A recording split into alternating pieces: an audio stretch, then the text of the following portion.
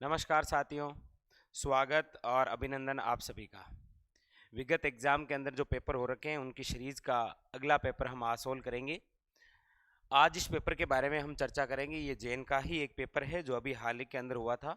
इसके अंदर राजस्थान जीके के बहुत अच्छे और महत्वपूर्ण क्वेश्चन आए जो आपके आगामी एग्जाम के लिए अति महत्वपूर्ण साबित होंगे। आइए एक एक क्वेश्चन के बारे में हम चर्चा करते हैं, क्योंकि पुराने पेपर जब आप सोल्व करते हैं ना तो इससे एक निश्चित हो रहा है कि आप जो पढ़ रहे हैं उसी में से घुमाकर कैसे पूछ रहा है, वो तरीका आपको समझना है। इसीलिए आपके एग्जाम के लिए बहुत प्रभावी साबित होंगे। ठीक है, चलिए पहला क्वेश्चन आपके सामने क्या पूछा जा रहा है। देखिए, दिख रहा है क्वेश्चन, कोई दिक्कत नहीं है। चलो मैं थोड़ा सा और इसको झूम कर देता हूं। ये लीजिए, पहला क्वेश्चन आपके स्क्रीन पर ये रहा। पहला क्वेश्चन आपको पूछा जा रहा है, मरु विकास कार्यक्रम जो 1977 टू 78 का वित्त पोषण होता है। वित्त पोषण का मतलब ये है कि ये जो मरु विकास कार्यक्रम जिसकी शुरुआत 1977 व 78 के मध्य हुई, इसमें केंद्र सरकार का कितना योगदान है और राज्य सरकार का। तो साथी इसके अंदर केंद्र सरकार का योगदान है 75 और राज्य सरकार का जो योगदान है वो याद रखिएगा 25। पूछ यहाँ पर क्या रहा है, मरु विकास कार्यक्रम का वित्त पोषण होता है 100% राज्य सरकार द्वारा, जी नहीं। 100% भारत सरकार द्वारा, जी नहीं। 75% केंद्र सरकार और 25% राज्य सरकार। Option number C is correct answer. पूछने का तरीका देखिए, ना तो ये पूछा कब शुरू हुआ, ये पूछा कि किसका हिस्सा कितना है। Option number C is correct answer. Question number है साथी आपके सामने 2। बहुत ही अच्छा, बहुत ही शानदार क्वेश्चन पूछा जा रहा है। राजस्थान में खस घास उत्पादित जिले हैं। खस घास आप सब जानते हैं कि एक प्रकार की क्या है, सुगंधित घास है। ये क्या है, ये सुगंधित घास। इसीलिए इसका प्रयोग किया जाता है आपके किसके अंदर, इत्र बनाने में। अच्छा, एक बार तो ऐसा भी क्वेश्चन पूछ रखा है, निम्न में से वे घास जिससे पर्दे बनाए जाते हैं, याद रखिएगा खस घास। ठीक है, ये भी एक अच्छा क्वेश्चन बनता है। तो खस घास कहाँ पर है सर्वाधिक, आप कहेंगे सवाई माधोपुर, भरतपुर और Tonk. Option number C is correct answer. खस घास उत्पादित जिन जिलों में होती है वो आपके सामने option number C. Question number है आपके सामने 3। क्या कह रहा है देखिए, क्वेश्चन नंबर 3 बहुत अच्छा। राजस्थान के निम्नलिखित जिलों को पूर्व से पश्चिम की ओर सही क्रम में व्यवस्थित कीजिए।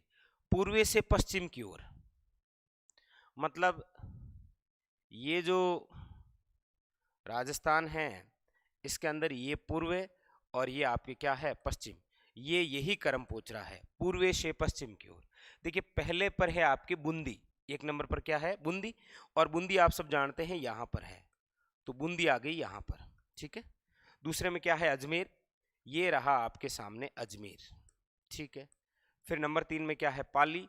ये रहा आपके सामने पाली। और उसके बाद में क्या है, बाड़मेर। ये रहा बाड़मेर। पूछ क्या रहा है, पूर्व से पश्चिम।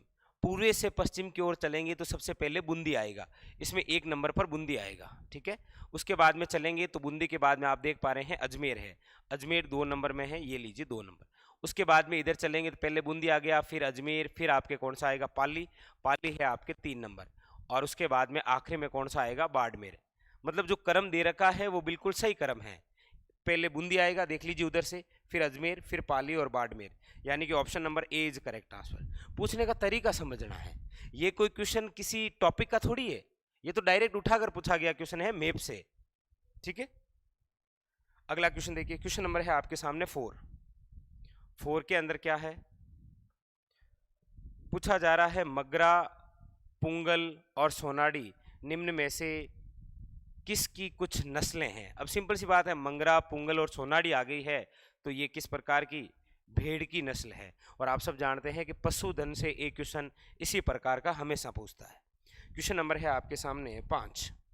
क्या कह रहा है देखिए, क्वेश्चन नंबर है आपके सामने वेरी वेरी इंपॉर्टेंट 5, और ये क्वेश्चन थ्योरेटिकल है, हमेशा आ जाता है। निम्न में से कौन सा राजस्थान में मरुस्थलीकरण का कारण नहीं है। देखिए यदि अतिचारण होगा तो मरुस्थल होगा बिल्कुल, मतलब ये तो कारण है। जनसंख्या आधिक्य ये भी मरुस्थल का कारण है, अति जुताई भी कारण है, लेकिन जो कारण नहीं है वो है जैविक खेती। ये कोई मरुस्थल का कारण नहीं है, ठीक है। कौन सा? मरुस्थलीकरण का जैविक कृषि। बाकी सारे सारे मरुस्थलीकरण के क्या है? कारण। क्वेश्चन नंबर है आपके सामने 6, देखिए क्या कह रहा है। क्वेश्चन नंबर है आपके सामने 6, दिख रहा है? कोई दिक्कत नहीं है। क्वेश्चन नंबर 6 है ना ये? चलिए 6 नंबर है जी, ठीक है। देखिए क्या कह रहा है, सूची 1 को सूची 2 से सम्मिलित कीजिए, नीचे दिए गए कोड का प्रयोग करते हुए सही उत्तर का चयन कीजिए। एक तरफ अभ्यारण्य और राष्ट्रीय उद्यान है और एक तरफ उनकी अवस्थिति है, यानी कि लोकेशन कौन से जिले में है। चलिए चर्चा करते हैं। देखिए सबसे पहले वो ढूंढिए जो आपको आता है, और देखिए सबसे बड़ा कंफ्यूजन एक साथ में दे दिया। एक है केवला देव जो राष्ट्रीय उद्यान है, और एक है केला देवी जो अभ्यारण्य है। केवला देव जो राष्ट्रीय उद्यान है ये तो है आपके भरतपुर में, और केला देवी जो अभ्यारण्य है ये है आपके करौली में, याद रखना है। सरिस्का कहाँ पर है? अलवर के अंदर, और सीता माता प्रतापगढ़ में। इन दोनों का ही अक्सर ध्यान रखना है। केवला देव भगवान शिव के नाम पर है भरतपुर, केला देवी केला माता के नाम पर है करौली, ठीक है। तो यहां पर ऑप्शन नंबर क्या हो जाएगा? वो तो आप मिलान कर लिया है, पता ही चल गया आपको, ठीक है। क्वेश्चन नंबर देखिए 7 क्या कह रहा है। क्वेश्चन नंबर 7 ये लीजिए, एक बार फिर वही आया।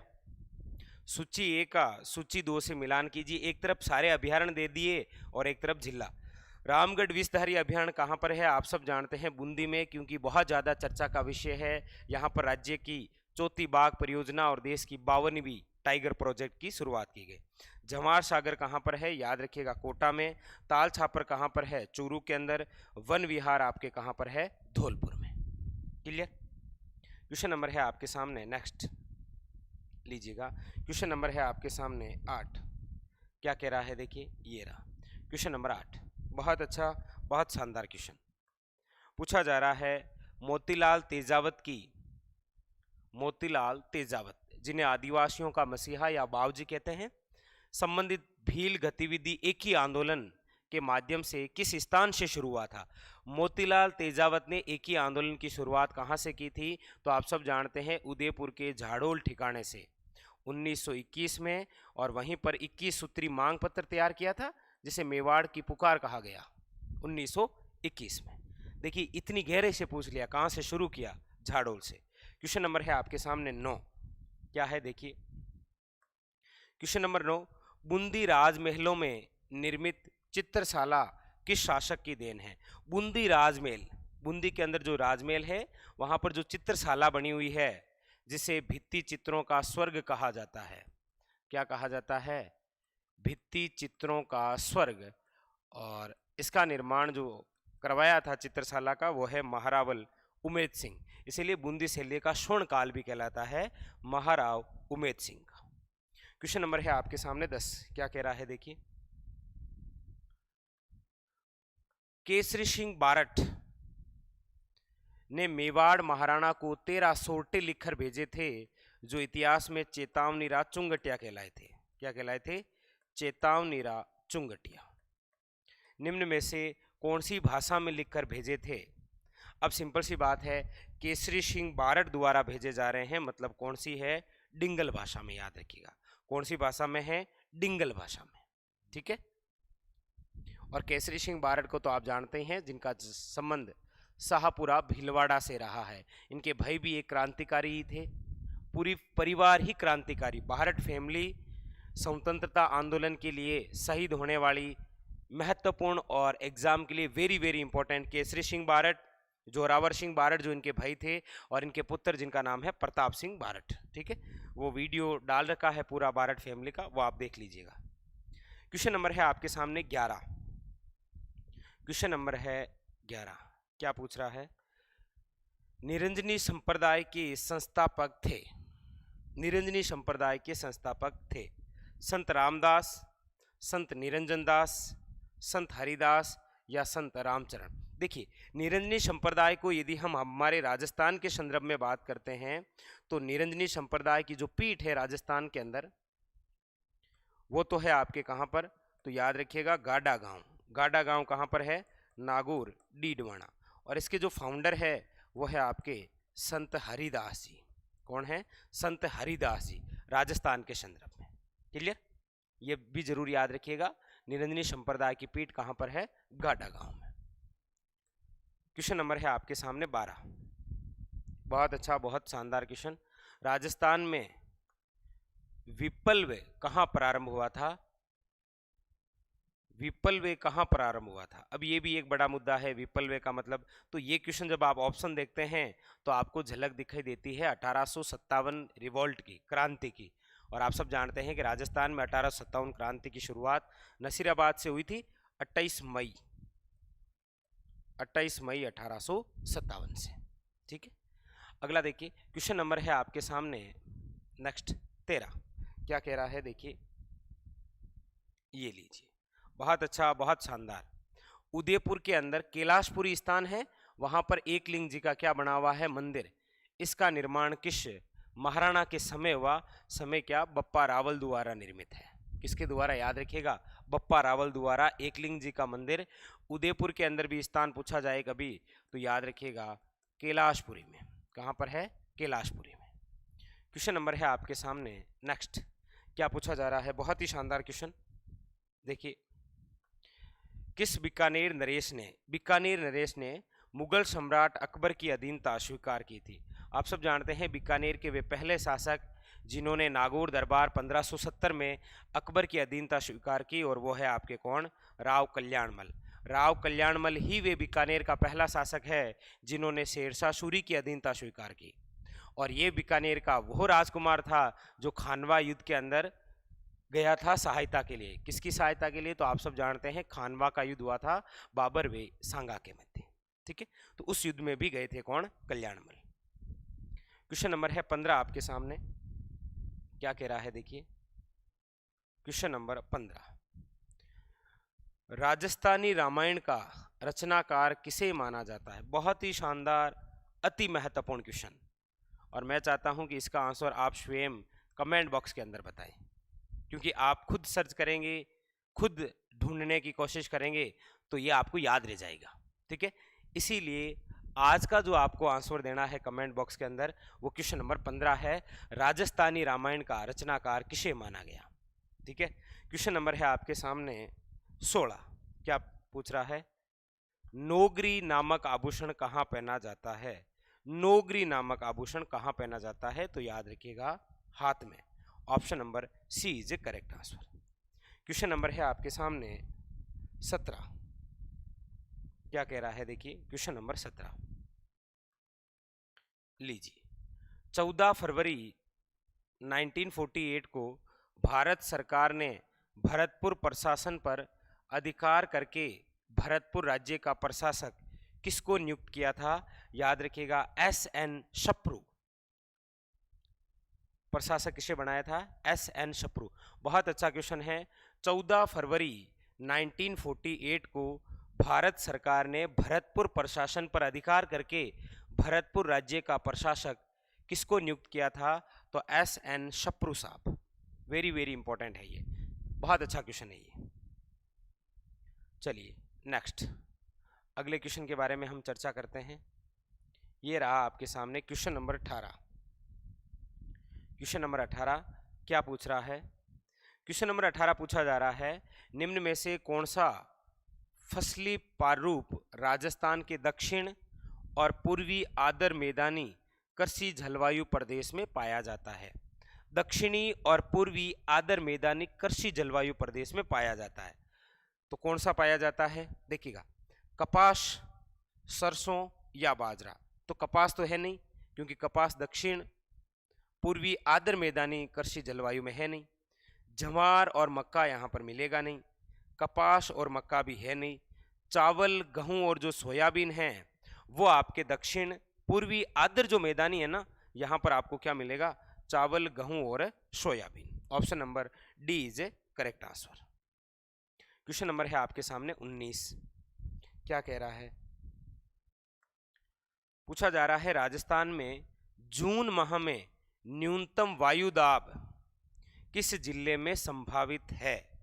क्वेश्चन डायरेक्ट नहीं पूछा है, इनडायरेक्टली पूछ रहा है। न्यूनतम वायु दाब है मतलब अधिकतम तापमान है, वायु दाब न्यूनतम है मतलब अधिकतम क्या है? तापमान। और जून माह के अंदर अधिकतम तापमान जहां होगा वो है आपके Jaisalmer. Option number C is correct answer. Indirectly पूछा गया क्वेश्चन है। क्वेश्चन नंबर है आपके सामने 20। क्या कह रहा है देखिए, क्वेश्चन नंबर 20 है राजस्थान में निम्नलिखित में से कौन से जिले पारिस्थितिकी समस्या सेम समस्या क्या है? तो सेम समस्या तब उत्पन्न होती है जब जल भराव ज्यादा होता है। क्या होता है कि जब जल भराव ज्यादा हो जाता है तो भूमि दलदली हो जाती है। उससे क्या होता है कि भूमि के अंदर जो लवणीयता है ना वो भूमि के ऊपर आ जाती है। और किस प्रकार की समस्या होती है? सेम समस्या से जो चर्चित क्षेत्र रहा है वो आपके रहा है बांडुपल, यानी कि बडोपल जिसे आप बोलते हैं हनुमानगढ़ में। तो ये समस्या आपके 2 जिलों में है, गंगानगर और हनुमानगढ़। क्वेश्चन नंबर है आपके सामने 21। देखिए, अच्छा, एक तरफ हवाई अड्डे दिए हैं और एक तरफ शहर पूछ रहा है कौन सा सुमेलित नहीं है। महाराणा प्रताप हवाई अड्डा डबोक उदयपुर में है। नाल हवाई अड्डा बिल्कुल नाल बीकानेर के अंदर है। सूरतगढ़ हवाई अड्डा जोधपुर जी नहीं, जोधपुर के अंदर आपके सूरतगढ़ नहीं, सूरतगढ़ तो आप खुद को ही पता है गंगानगर में है। और कोटा हवाई अड्डा कहां पर है? कोटा में। मतलब ऑप्शन नंबर सी है वो इनकरेक्ट है। ठीक है, नेक्स्ट क्वेश्चन देखिएगा। क्वेश्चन नंबर है सामने अगला, और क्वेश्चन नंबर है आपके सामने 22। बहुत अच्छा, बहुत ही शानदार क्वेश्चन। देखिए, इस प्रकार के भी क्वेश्चन पूछे गए हैं। 1857 क्रांति के समय मेजर स्पोर्ट्स वुड और कर्नल न्यूब्री, अक्सर लिखते हैं आप वुड और न्यूब्री, किस विद्रोह के तहत मारे गए थे? तो आप सब जानते हैं नसीराबाद में। नीमच में तो अबोट मारा गया था। ठीक है, तो यहां पर कौन? और कोटा के अंदर बर्टन, और एरिनपुरा के अंदर आपके मारवाड़ का पॉलिटिकल एजेंट मेक मोशन। तो ये कहां पर मारे गए थे? वुड और न्यूब्री, तो नशीराबाद। ठीक है, क्वेश्चन नंबर है आपके सामने 23। क्या पूछा जा रहा है? क्वेश्चन नंबर 23 है निम्नलिखित संस्कृति में से किसे बनास संस्कृति के नाम से जानते हैं? अब बनास संस्कृति की बात है तो सिंपल सी बात है, सभ्यताओं में नाम आएगा तो वो आएगी कौन सी सभ्यता? अहाड़ सभ्यता। कौन सी आएगी भाई? अहाड़ सभ्यता। Option number A is the correct answer. अहाड़ सभ्यता आयड़ नदी के किनारे है। आयड़ नदी जिसका दूसरा नाम बेड़च है, बेड़च बनास की सहायक नदी है। ठीक है, क्वेश्चन नंबर है आपके सामने 24 और बहुत ही शानदार। महाराणा सांगा के मृत शरीर का दाह संस्कार किस स्थान पर किया गया? महाराणा सांगा का जो दाह संस्कार है वो किया गया था मांडलगढ़ में। और मांडलगढ़ कहां पर है? याद रखिएगा, भीलवाड़ा में। कहां पर किया गया था? Mandalgarh, Bhilwara. Option number A is a correct answer. ऐसा भी क्वेश्चन पूछ रखा है। क्वेश्चन नंबर है आपके सामने 25, और ये तो सबसे यूनिक, सबसे शानदार क्वेश्चन। 1857 क्रांति के समय कोटा के प्रमुख नेता जयदयाल और मेहराब खां का संबंध कहां से है? जयदयाल जो थे वो तो है आपके मथुरा के, और मेहराब खां जो हैं वो है आपके करौली के। और वो भी क्रम से दे रखा है, क्योंकि पहला ऑप्शन है मथुरा धौलपुर, दूसरा ऑप्शन है मथुरा करौली, तीसरा है धौलपुर कोटा और कोटा झालावाड़। तो option number B is correct answer. Jaidayal Mathura के और मेहराब खां कहां के? करौली के। कितना अच्छा क्वेश्चन है। क्वेश्चन नंबर है आपके सामने 26 सॉरी, क्या कह रहा है? क्वेश्चन नंबर है 26। बहुत अच्छा, बहुत ही शानदार क्वेश्चन। बताइए, 1818 के अंदर राजपूत राज्यों से संधि करने ब्रिटिश कंपनी ने किसे सौंपा था? दिल्ली से कौन आया था? तो आप कहेंगे हमारे राजस्थान रियासतों के साथ में संधि करने दिल्ली से जो आया वो है चार्ल्स मेटकोप। इसका सहयोग किया था कर्नल जेम्स टोड ने, कर्नल जेम्स टोड ने। तो यहां पर कौन सा होगा? Metcalfe. Option number A is correct answer. ठीक है, ऑप्शन नंबर आपके ए इज ए करेक्ट आंसर। चलिए अगले क्वेश्चन की ओर। 26 नंबर हो गया है। क्वेश्चन नंबर है आपके सामने 27। ये लीजिए क्वेश्चन नंबर 27, बहुत अच्छा क्वेश्चन। ये आपके संस्कृति का क्वेश्चन है, सबसे शानदार। राजस्थान में शामेला शब्द किस अवसर पर होता है? जन्म के समय, गोना के समय, विवाह के समय। शामेला कब होता है? विवाह के समय। जब जानते हैं आप सभी, वर पक्ष जब आता है तो वधु पक्ष के परिवार वाले सामने जाते हैं, वो शामेला आपके। Option number B is correct answer, विवाह के अवसर पर। क्वेश्चन नंबर है आपके सामने 28। 28 के अंदर क्या है? किस लोक नायक के मेले को सांप्रदायिक सद्भावना का मेला कहा जाता है? सांप्रदायिक सद्भावना का जो मेला है वो है आपके Ramdev ji Runicha Jaisalmer. Option number D is a correct answer. Question number है आपके सामने 29। अब ऐसा है कि ये क्वेश्चन तो आप कई बार देखते हैं पेपर के अंदर, हर बार रिपीट होते हैं। अब लांगूर या गीत हो या नृत्य, तो सिंपल सी बात है, केला देवी माता है आपके करौली के अंदर, इनकी आराधना में। ठीक है। क्वेश्चन नंबर है आपके सामने 30। क्या कह रहा है? महाराणा कुंभा के शासनकाल में चित्तौड़ का वास्तुकार कौन था? कितना अच्छा क्वेश्चन है, महाराणा कुंभा के समय पूछ रहा है। तो आप सब जानते हैं कुंभा का तो एक ही वास्तुकार, एक ही शिल्पी, जिसका नाम है मंडन। मतलब option number A is a correct answer. Clear? आइए चलते हैं अगले क्वेश्चन की ओर। क्वेश्चन नंबर है आपके सामने 31। देखिए, अब ये तो बिल्कुल चिंटू सा क्वेश्चन है कि राजस्थान के एकीकरण में पूर्वी राजस्थान में कितनी रियासतें और ठिकाने मिले थे? बताइए। राजस्थान के एकीकरण, पूर्वी राजस्थान में कितनी रियासतें और ठिकाने थे? अच्छा, थे पूछ रहा है ये। राजस्थान के एकीकरण पूर्वे राजस्थान में कितनी रियासतें और ठिकाने थे? एकीकरण से पूर्वे सिंपल सी बात है, रियासतें पूछता तो 19, ठिकाने पूछा तो 3, केंद्र शासित प्रदेश भी पूछता तो वो है आपके एक अजमेर मेरवाड़ा। तो 19 रियासतें और 3 ठिकाने, option number C is correct answer. ठीक है भाई, एकीकरण से पूर्व पूछ रहा है, पूर्वी राजस्थान संघ नहीं पूछ रहा है। ठीक है, तो इस क्वेश्चन को थोड़ा सा ध्यान से पढ़ेंगे तो आपको समझ में आएगा। क्वेश्चन नंबर नेक्स्ट है आपके सामने 32। क्या कह रहा है देखिएगा, क्वेश्चन नंबर 32। निम्नलिखित में से कौन सा समूह है राजस्थान की पर्वत चोटियों का उनकी ऊंचाई के अनुसार अवरोही क्रम है? अवरोही क्रम का मतलब क्या होता है? होता है बड़े से छोटे की ओर, बड़े से छोटे की ओर, मतलब है घटता हुआ क्रम। कौन सा क्रम बताना है? घटता क्रम। देख लीजिए, गोगुंदा, अचलगढ़, झरगा और तारागढ़। शेर, झरगा, अचलगढ़ और तारागढ़। देखिए, शेर की जो ऊंचाई है वो है आपके 1597। ठीक है भाई, 1597 तो है। झरगा की जो है वो है 1431, अचलगढ़ है 1380, तारागढ़ है 873। मतलब आप क्रम देखेंगे तो घटता क्रम ही तो है। Option number B is correct answer. Option number B is correct answer, शेर, झरगा, अचलगढ़ और तारागढ़। ठीक है। क्वेश्चन नंबर है आपके सामने, चोटियों से हमेशा ऐसा ही क्वेश्चन आता है, चोटियों से हमेशा इसी प्रकार के क्वेश्चन आए हैं। अगला देखिए, राजस्थान में त्रिकाल क्या है? देखिए, त्रिकाल तब पड़ता है जब खाने में अन्न, जल और चारा ना मिले। जल और अन्न मनुष्य के लिए, जल और चारा पशुओं के लिए, ये क्या कहलाता है? त्रिकाल। तो मतलब ढूंढ लीजिए। अच्छा, अन्न की जगह अच्छा अनाज दे दिया, अनाज, जल और चारा। Option number B is correct answer. Question number है आपके सामने 34। क्या कह रहा है?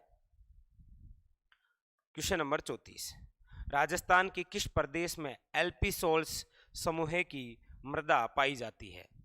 देखिएगा, ये है हमारा राजस्थान। ठीक है, यहां पर यदि हम बात करेंगे तो है इंसेप्टिसोल्स, यहां पर बात करेंगे तो है वर्टिसोल्स, यहां पर चर्चा करते हैं तो है एल्पिसोल्स, यहां पर है एंटीसोल्स और यहीं पर है एरिडोसोल्स। यहां पर पूछ रहा है एल्पिसोल्स, मतलब ये क्षेत्र है। अब इस क्षेत्र में देख लीजिए, जैसलमेर, बाड़मेर तो इधर आते हैं, इसमें नहीं है। उदयपुर, शिरोई, पाली के अंदर इंसेप्टी है। कोटा, बूंदी और यहाँ पर आ जाएगी वर्टिसोल्स। एक ही ऑप्शन बचा जयपुर, अलवर और Dausa. Option number A is correct answer. Alfisols ये मिट्टियों का नवीनतम वर्गीकरण है अमेरिका के वैज्ञानिकों द्वारा, ये पूछता है। क्वेश्चन नंबर है आपके सामने 35। क्या कह रहा है देखिए, पूछ रहा है कौन सा एक तरफ नदी है एक तरफ सहायक नदी, पूछ रहा है सुमेलित नहीं है। साबरमती की ठीक है, वात्रय या वेत्रक ठीक है, माही की कमला ठीक है, लूणी चंबल, लूणी की अनास जी नहीं, अनास जो है वो बनास की है, लूणी की नहीं है। Option number C is correct answer. जो असंगत है वो कौन सा है, शी। क्वेश्चन नंबर है आपके सामने 36। आइए क्वेश्चन नंबर 36 के बारे में चर्चा करते हैं। बहुत अच्छा, बहुत शानदार क्वेश्चन। क्या पूछा जा रहा है, क्वेश्चन नंबर 36, निम्न में से कौन सी प्राकृतिक आपदा राजस्थान में घटित होने की न्यूनतम आशंका रहती है। देखिएगा, बाढ़ तो अक्सर आ जाती है और वर्तमान के अंदर हाड़ौती क्षेत्र में तो आई रखी है, सूखा भी हो ही जाता है, कभी त्रिकाल आ जाता है, कभी छप्पनिया आ जाता है, भूकंप के झटके अक्सर हो जाते हैं हमारे। जो बिल्कुल आशंका नहीं है वो है सुनामी। हमारे राजस्थान में सुनामी नहीं है, और वैसे भी प्राकृतिक घटनाएं बहुत रेयर चांस में होती है हमारे यहाँ राजस्थान के अंदर। तो अगला क्वेश्चन है क्वेश्चन नंबर 37, निम्नलिखित में से कौन सा जिला राजस्थान में सर्वाधिक वन क्षेत्र। अब सर्वाधिक वन क्षेत्र उदयपुर और न्यूनतम वन क्षेत्र चूरू। प्रतिशत में पूछता तो सर्वाधिक उदयपुर, न्यूनतम जोधपुर। यहाँ पर option number D is correct answer. क्षेत्र पूछ रहा है उदयपुर में, ठीक है। क्वेश्चन नंबर है आपके सामने 38। क्वेश्चन नंबर है 38। क्या पूछ रहा है, पूछा जा रहा है भारत की खनिज संपदाओं के संदर्भ में राजस्थान में निम्न में से कौन सी खनिज संपदा में एकाधिकार नहीं रखता है। एकाधिकार नहीं रखता है, जस्ता, संगमरमर और शीशा, इसमें तो एकाधिकार मिल जाएगा, लेकिन पेट्रोलियम के क्षेत्र में राजस्थान में एकाधिकार नहीं है, क्योंकि राजस्थान के अंदर तो एक ही रिफाइनरी है, वो है पंचभद्रा रिफाइनरी, ठीक है। तो option number B. Question number है आपके सामने 39। क्या पूछ रहा है, बहुत अच्छा, बहुत ही शानदार क्वेश्चन। मानसी और वाक्कल परियोजना किस शहर के लिए है। मानसी और वाक्कल परियोजना है आपके, ये है उदयपुर के लिए। इन दोनों नदियों को जोड़ने के लिए एक सुरंग बनाई गई थी जिसका नाम है देवास जल सुरंग। राज्य की सबसे लंबी जल सुरंग है ये, ठीक है। और आज के हमारे सेशन का अंतिम क्वेश्चन है आपके सामने 40 नंबर। क्या कह रहा है देखिए, बहुत अच्छा, लिफ्ट नहर से हमेशा क्वेश्चन आ जाता है। कंवरसेन लिफ्ट नहर द्वारा लाभान्वित जिले हैं। कंवरसेन लिफ्ट नहर, सिंपल सी बात है, बीकानेर और गंगानगर। क्योंकि बीकानेर और नागौर की बात करते हैं तो पन्नालाल बारूपाल लिफ्ट नहर है, ठीक है। तो option number A is correct answer. ये था आज का हमारा पेपर। हमारी जो कड़ी चल रही है विगत परीक्षाओं के पेपरों की, उसकी ये तीसरा पेपर था। कल फिर मिलेंगे इसी प्रकार एक नए पेपर के साथ में। और हाँ, ये जो पेपर हैं आपके आगामी एग्जाम के लिए बहुत महत्वपूर्ण रहेंगे। और आप सब जानते हैं कि एक बुक भी आ रही है हमारी, जो और आ रही है क्या, मार्केट में आ चुकी है ऑलरेडी। उसके अंदर इसी प्रकार के आपको सारे के सारे क्वेश्चन चैप्टर वाइज दिए गए हैं, पूरी वाक्य सहित, ठीक है। तो मिलते हैं अगले सेशन में, तब तक के लिए धन्यवाद।